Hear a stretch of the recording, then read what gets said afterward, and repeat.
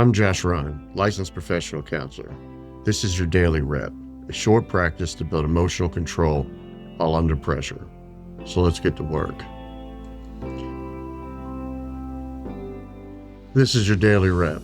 Most people believe the outcome of a conflict depends on the actual argument, but often the outcome depends on timing.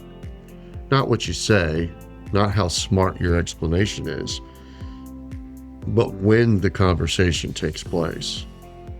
Because timing determines whether someone is ready to hear you.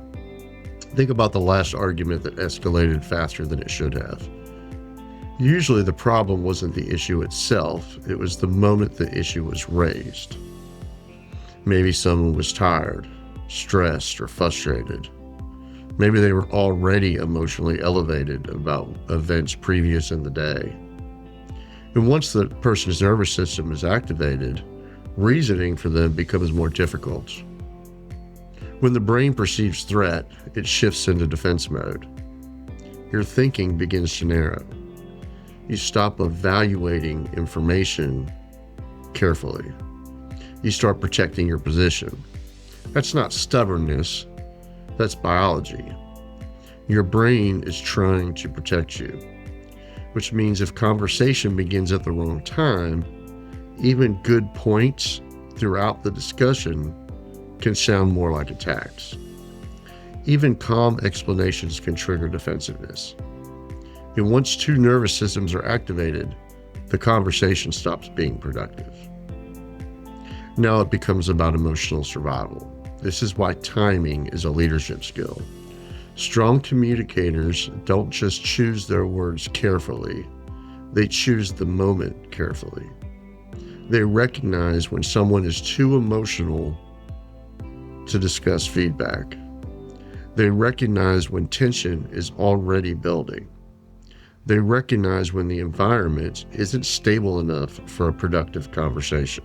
And instead of forcing the moment, they delay it.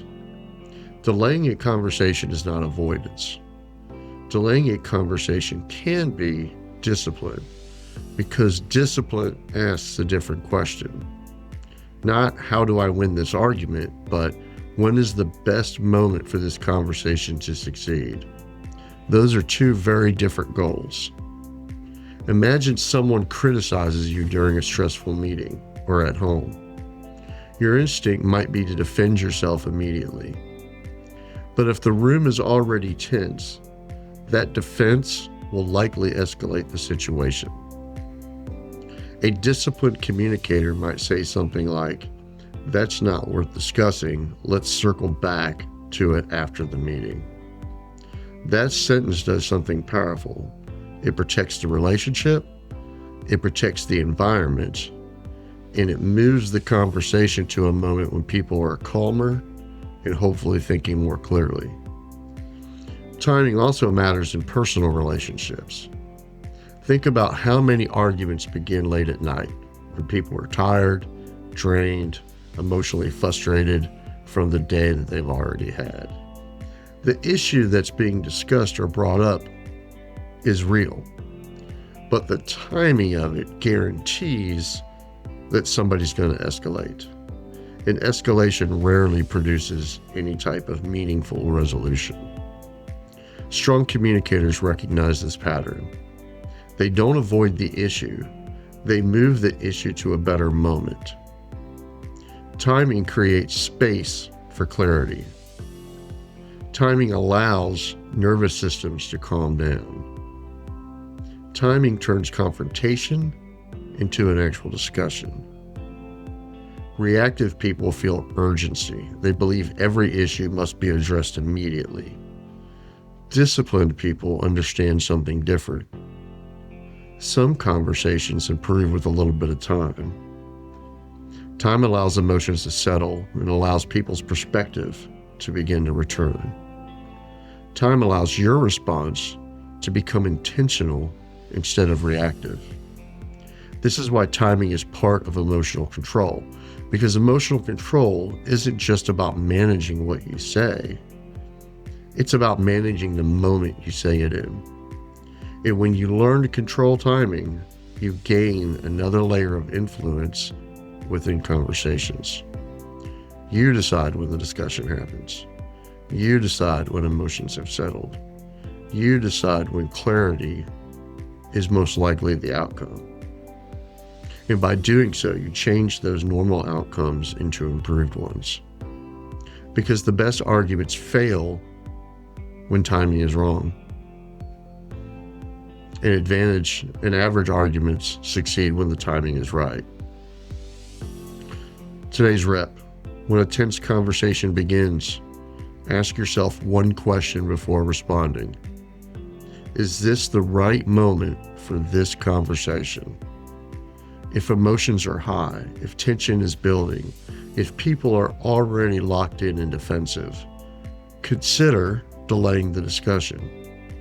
Not avoiding it, but simply scheduling it for a later time. Move it to a moment when people are calmer. That decision can prevent arguments that never needed to happen.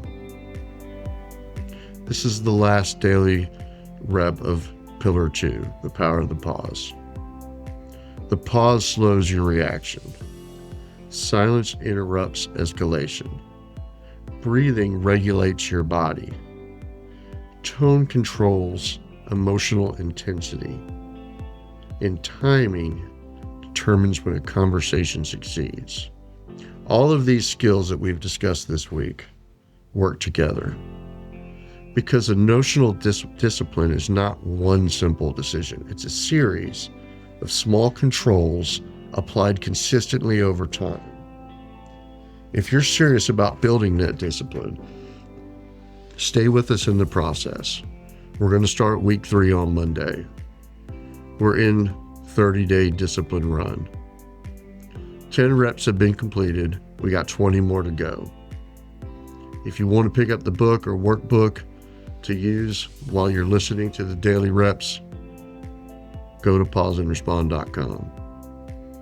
Follow the show so you don't miss the next rep, because tomorrow we begin something new. We move into choosing your response. That's where awareness and pause turn into deliberate action. And remember, folks, less reaction, more choice.